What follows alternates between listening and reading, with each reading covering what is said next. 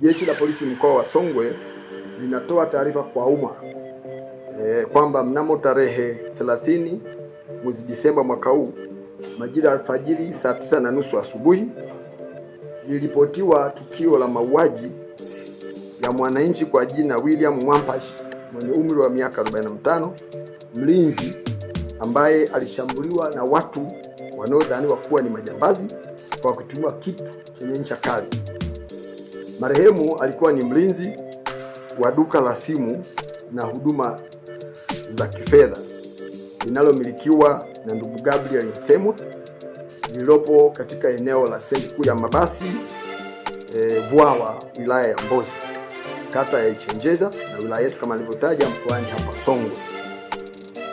Kufuatia tukio hilo, Jeshi la Polisi mkoa wa Songwe lilianza mara moja uchunguzi na ufuatiliaji wa kina kwa kutumia taarifa za kiintelijensia na raia wema ili kuwabaini na kuwakamata wahusika wa tukio hilo.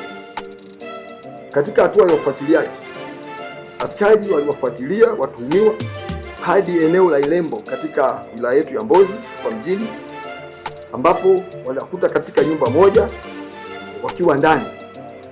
Baada ya kuona askari na katika utekelezaji wa majukumu ya askari ya ukamataji, kutokea majibizano ya risasi kati ya majambazi na askari polisi.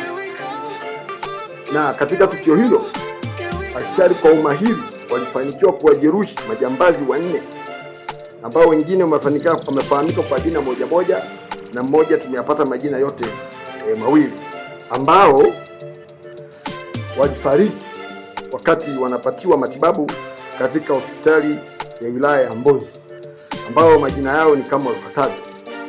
Mmoja anaitwa Eliuta alimaarufu kama Mapunda, yuko Abdul ama Chiba. Justin amepata jina moja, na mwingine anaitwa Bruce Mwasenga. Wote ni watuhumiwa, ni majambazi ambao walishawahi kufungwa miaka 30 jela kwa makosa ya mauaji na unyang'anyi wa kutumia silaha katika mikoa ya Mbeya, Rukwa, Katavi na mkoa wetu huu wa Songwe. Katika tukio hilo, eneo la tukio, askari waliweza kupata mali mbalimbali ambazo zinaaminiwa kuibwa katika duka ambalo tumelitaja hapo juu. Zimeweza kupatikana simu janja smartphones 30, simu ndogo 172, post machine moja ya benki ya CRDB, bastola moja ya kutengeneza kienyeji ambayo inatumia risasi za shotgun. Yamepatikana pia risasi 4 nzima na ganda moja eneo la tukio.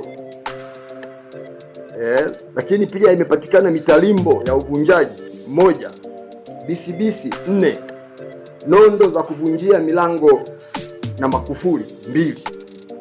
Jeshi la Polisi mkoa wa Songwe linaendelea na msako mkali wa kuwatafuta watuhumiwa wengine ambao wamekimbia, na inasemekana wengine wamekimbilia mikoa ya jirani.